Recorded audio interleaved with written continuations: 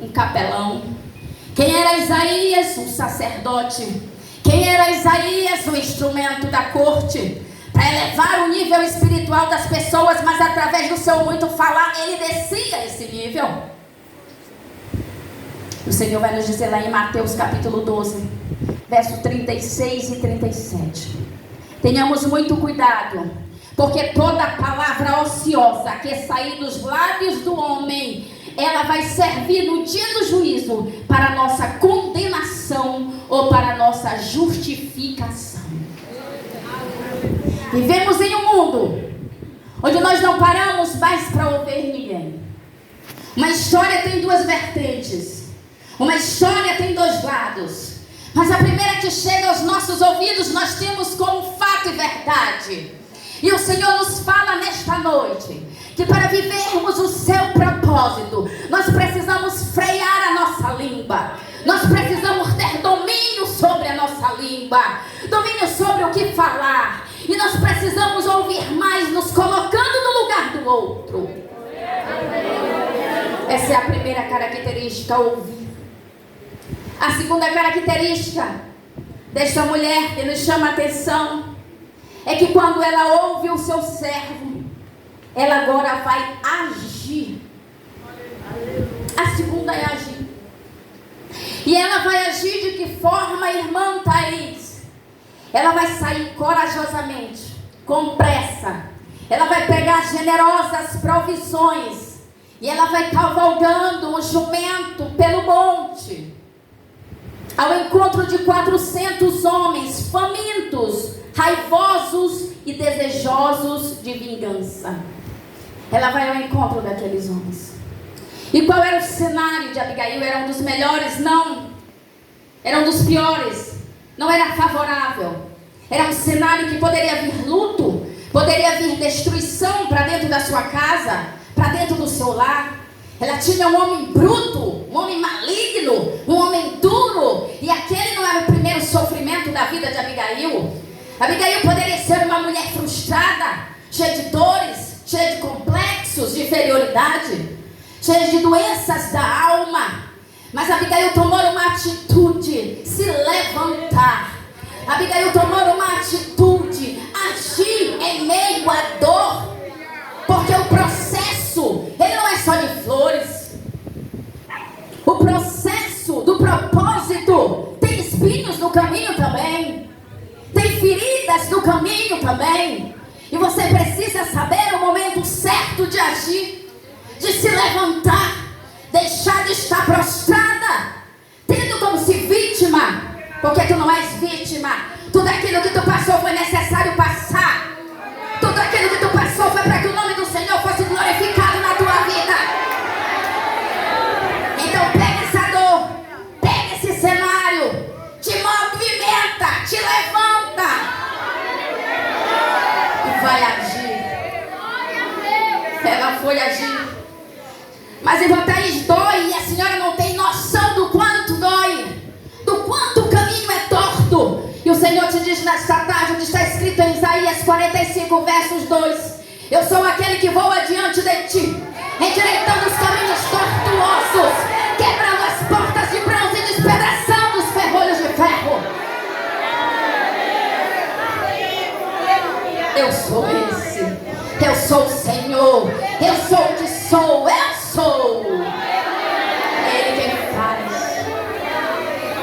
E é lindo porque o apóstolo Paulo, lá em Filipenses capítulo 1, versos 12, ele vai dizer: tudo o que me aconteceu serviu. Eu quero que vocês saibam que tudo o que me aconteceu serviu para a expansão do Evangelho, serviu para a expansão da palavra, serviu para a expansão do reino. E por que que tu acha que o que te aconteceu e o que está te acontecendo é para te matar? E o que foi que aconteceu com o apóstolo Paulo? Ele foi desprezado. Ele foi rejeitado. No início da igreja de Jerusalém, ele é rejeitado. Ele é desprezado em Damasco. Ele é apedrejado lá em Libras.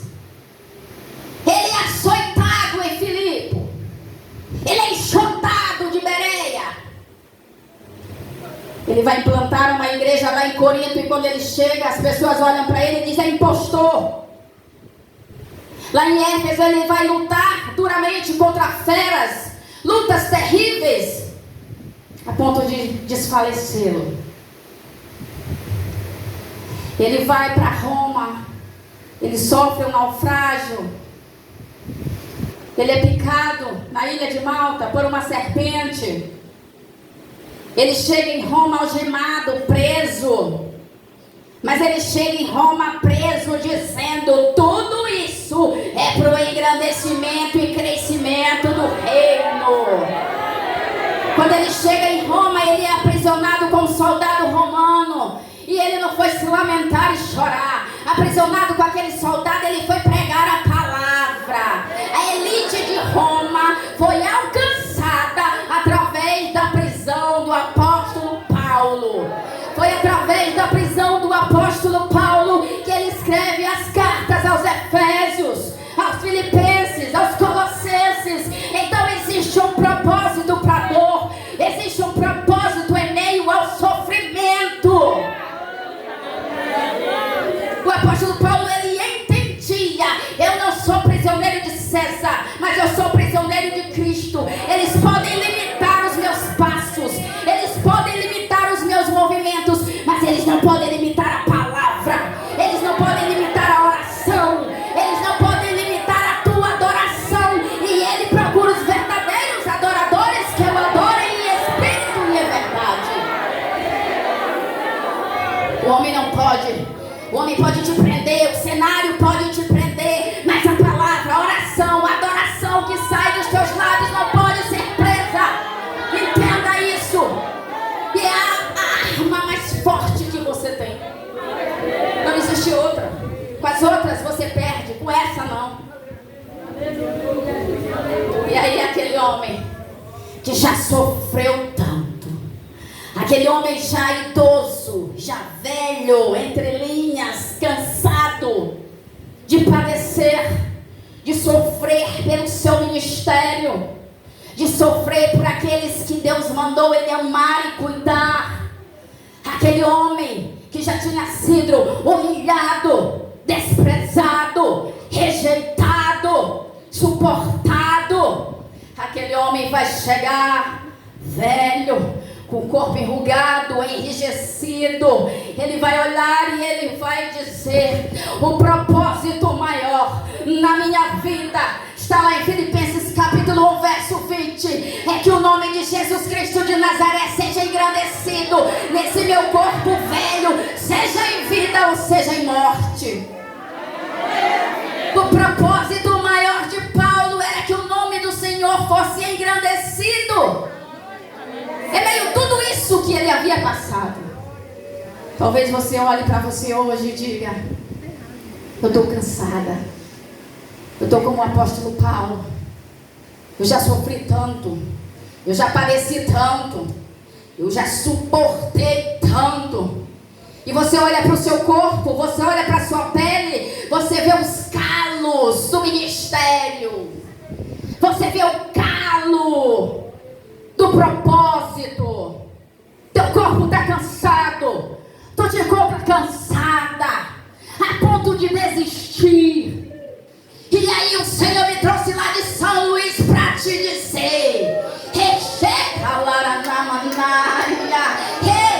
sou eu quem te conheço. Eu conheço as tuas limitações. Por acaso não fui eu quem te criei? Por acaso não fui eu quem te formei? Não fui eu quem te projetei? Não fui eu quem te levantei? Não fui eu quem te entreguei o dom, o talento, o ministério, a igreja, o povo, a família? Fui eu que entreguei. Fui eu que entreguei. Fui eu que coloquei nas tuas mãos. Eu te escolhi para esse propósito. Mas tá doendo muito, irmã Thaís, eu quero desistir. Tu até tentou. Tu desistiu de tirar carteira, tu desistiu do emprego, tu desistiu de tudo por conta das doenças da tua alma. Mas dele tu nunca conseguiu desistir. Dele tu não consegue desistir porque tu não presença dele. Tu não vive sem ele, tu não consegue viver sem ele. E aí? A palavra do Senhor vai nos dizer lá em Coríntios, capítulo 5, versos 9, que o propósito é que nós venhamos agradar ao Senhor, quer seja com este corpo em vida, quer seja fora do corpo. O propósito, o nosso propósito é agradar ao Senhor, é glorificar ao Senhor, é exaltar ao Senhor, diante das aflições, diante das dificuldades, mediante as lutas, mediante o cenário que tu estás, mediante tudo isso que tenta te matar, te parar. O propósito é glorificar o nome dele. Experimenta glorificar o nome dele nesse deserto. Experimenta adorar quando tu é humilhada no fogão cozinhando a comida. Experimenta adorar para te ver o que ele vai te mostrar, as cortinas que ele vai abrir. Experimenta adorar quando o marido olha para ti e olha bem nos teus olhos e diz assim: para mim tu não vale nada. E ele te diz: tu vale sim. Ele tem um propósito para a tua vida. Jeremias 29:11. Sou eu que sei os pensamentos que tenho a respeito de vós, pensamento de paz e não de mal, para lhe dar o fim que mereceis. Eu vim te dizer nesta tarde que o Senhor te ama. Todos nós passamos por luta e por dificuldades, mas existem pessoas que estão no seu limite. O Senhor tratara comigo na minha casa. Existem pessoas aqui que estão no seu limite, precisando de um socorro, gente, da parte de Deus. E essas pessoas, o Senhor manda dizer: eu quero hoje que tu te entregue o teu coração, deixa eu curar. Irmãos, esse período, esse momento é difícil. Sabe por quê? Esse momento é o momento de expor a ferida. E ninguém quer expor a ferida. Todo mundo quer esconder a ferida. Todo mundo tem vergonha do opróbrio. Todo mundo tem vergonha que o outro saiba. Mas é necessário colocar para fora para ser curada. Dói. Ninguém está dizendo que não dói. Mas o Senhor manda te dizer, Isaías 43, não temas, eu te remi, chamei-te pelo teu nome, tu és minha. Quando tu passares pelas águas, eu serei contigo. Quando tu passares pelos rios, eles não te submergirão. Quando tu passares pelo fogo, ele não te queimará e nem chama alguma arderá em ti. Porque eu sou o Senhor, o teu Deus e o teu Salvador. Deixa ele curar nessa tarde. Deixa ele curar da falta de perdão. Deixa ele curar da ansiedade. Deixa ele curar da vergonha. Deixa ele curar da síndrome do pânico. Quantas mulheres foram abusadas na sua vida quando na infância? Quantas mulheres estão aqui que foram rejeitadas no ventre? São crentes, louvam Gideão e os 300, mas amargura na alma. Mas existe a dor ali dentro que quer te matar, te parar todos os dias. Mas existe um propósito maior. E o propósito maior é alcançarmos o céu de glória. E para isso você precisa ser curada.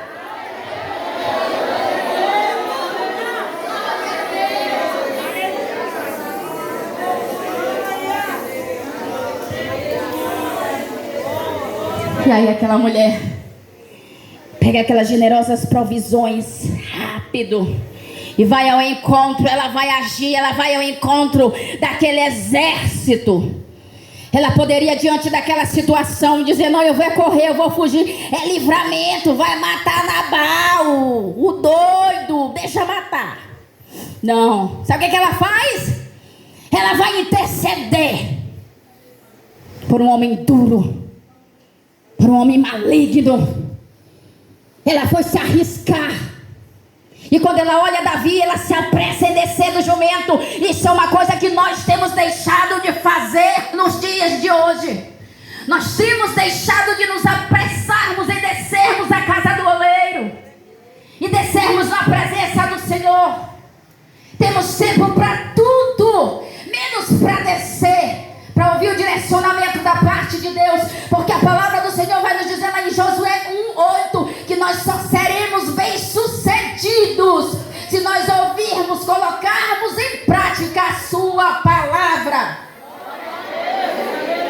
só. Ela se apressou em descer. Ela se prostra. Ela se inclina diante de Davi. Diante de quem você tem se inclinado? Você tem se inclinado diante da dificuldade? Você tem se inclinado diante do problema? Você tem se inclinado diante das dores? Diante de quem você tem se inclinado? Aquela mulher, ela se inclinou diante de Davi. O Senhor vai nos dizer, o salmista no Salmo 113, versos 5 e 6, que o Senhor, sendo todo poderoso, Ele se inclina bondosamente para contemplar o que se passa nos céus e na terra. Eu não sei você, mas Ele se inclina para ouvir a tua adoração. Ele se inclina para ouvir o teu gemido. Ele se inclina para ouvir a tua dor. Ele se inclina, sendo todo poderoso. Ele se inclina. E depois que ele se inclina, depois que ela se inclina diante daquele homem, a atitude daquela mulher, a humildade. Nós vamos agora para a terceira característica, que é a humildade. A humildade daquela mulher é tão grande que aquela mulher chega a colocar a culpa em si mesma. Aquela mulher chega, ela vai olhar e vai dizer: ah, Senhor, não te importes com a loucura deste homem. Eu, a tua serva, não vi os moços que tu enviaste. Ela vai trazer para si uma culpa que não era dela. Não te importes com a loucura desse homem. A culpada fui eu que não vi os moços que tu enviaste. Humildade. Irmãos, eu nunca vi um humilde perder batalha. Eu nunca vi. Porque o humilde, o Senhor exalta. O humilde, o Senhor exalta. E quem é o nosso maior exemplo de humildade? Filipenses capítulo 2, versos 5 em diante. Jesus Cristo de Nazaré, que embora sendo Deus, não usurpou o ser igual a Deus, mas esvaziou-se de si mesmo, vindo a ser servo e servo de terceira classe, o pior nível de servo que existia. E semelhante ao homem, ele humilhou-se a si mesmo e foi obediente até a morte, e morte de cruz. O pior tipo de morte que existia. E o Senhor o exaltou de tal maneira que ele deu o nome que está acima de todos os nomes, Jesus Cristo de Nazaré. E sobre esse nome todo joelho se dobrará, nos céus, na terra e embaixo da terra, e toda língua confessará que Jesus Cristo é o Senhor. Para a glória de Deus Pai, para a glória de Deus Pai, para a glória do Senhor, sobre o seu nome. A humildade daquela mulher. Veja que aquela mulher, quando ela chega diante dele, ela chega de mãos vazias. Ela chega com generosas provisões. E o que foi que tu trouxe nessa tarde? O que foi que tu trouxe para entregar diante do Senhor? Ela levou generosas provisões. O que foi que tu trouxe? Foi a tua adoração, então adora. Tu vieste glorificar, então glorifica. Foi esperança, foi fé, deposita nos pés dele. O que foi que tu trouxe nesta tarde? Glorifica o nome do Todo-Poderoso, daquele que é digno. Somente ele é digno. Glorifica o nome dele nessa tarde. Glorifica o nome dele nessa tarde. Enquanto tu glorifica, cadeias caem por terra. Enquanto tu glorifica, ele vai lá no cenário que tu deixou da tua casa de destruição. Enquanto tu glorifica, ele vai agindo, ele vai trabalhando, ele vai fazendo. Glorifica-o. Esse é o propósito maior. Esse é o propósito. O apóstolo Paulo diz: o propósito é esse. Glorifica o nome dele. Aleluia. Aleluia. Não olhes para a loucura desse homem. Não olhes para a loucura dele, não. Aquela mulher, ela tinha uma intimidade com Deus. Existe uma diferença muito grande de quem tem e quem não tem. Ela tinha intimidade, ela tinha discernimento, ela sabia. Ela olha para Davi e ela diz assim: ei, tu estás amarrado nos feixes do Senhor, tu serás rei. Não manchas a tua consciência com sangue derramado sem razão no dia da tua vitória. Tu vais ser rei. Olha o que ela vai falar para aquele homem. Olha as palavras de sabedoria daquela mulher. E quando ela diz isso para ele, pronto, desarmou o exército de 401 homens. Ela desarmou aquele exército. Aquela mulher, ela foi interceder por pessoas que aos meus olhos e aos teus olhos não eram dignos. Aquela mulher, ela foi interceder por um povo que talvez não merecesse, mas ela foi. E eu quero te dizer que foi para esse tempo que Deus te chamou, mulher. Foi para essa geração que Deus te chamou. Foi para este século que Deus te chamou. Deus te levantou para interceder. Quantas pessoas estão enfermas e a enfermidade é da alma. Doenças psicossomáticas, doenças que as pessoas não conseguem se levantar.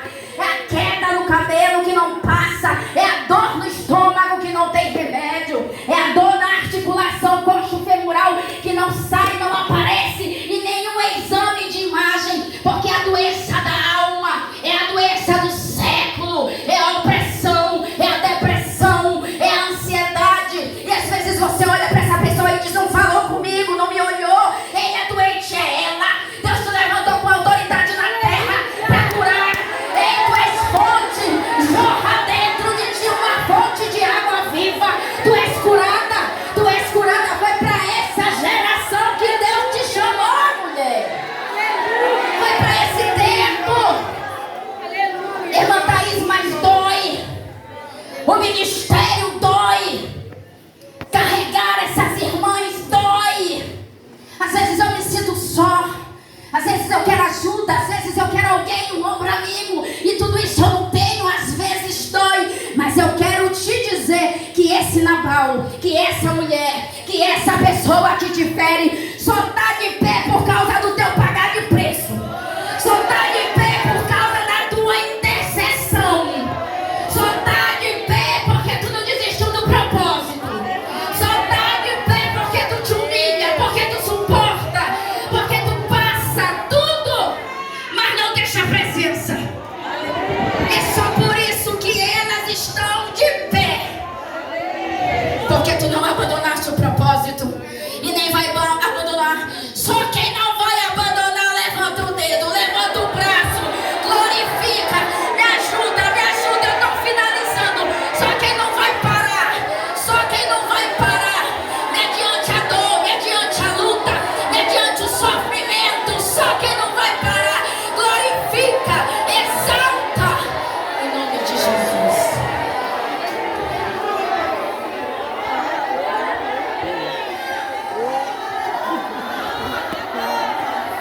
É a 36º encontro da Infopael, aqui em Porto Rico do Maranhão, na Assembleia de Deus, na Rua da Paz, e aqui também na Assembleia de Deus, no Parque Betel, em Porto Rico do Maranhão. E nessa tarde aqui, está sendo ministrado aqui especialmente para as mulheres, e lá na sede para os homens. Tuas obras, mulher, eis que diante de ti eu pus uma porta aberta e ninguém a pode fechar. Tu tendo pouca força, tu guardaste a minha palavra e não negaste o meu nome. Diante de ti ele abre uma porta que o homem não pode fechar. Diante de ti ele abre uma porta que a sentença do juiz não pode fechar, que a medicina não pode fechar, que o problema da tua casa não pode fechar. Ele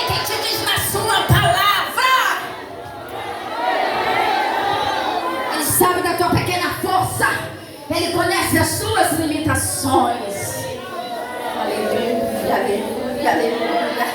E aquela mulher, eu caminho para encerrar, aquela mulher vai olhar para ele e ele vai dizer para aquela mulher: bendita seja a tua prudência e bendita seja tu mesma, que hoje me tolheste de derramar sangue e me vingar com as minhas próprias mãos. Bendita seja a tua prudência, mulher. Bendita sejas tu, mulher. Preste bem atenção no que ele vai dizer agora. Ele vai dizer: levanta, sobe em paz para a tua casa. Tu bem vês que eu ouvi a tua petição e a ela atendi. Ele está te respondendo nessa tarde: eu ouvi a tua petição. Eu ouvi a tua petição.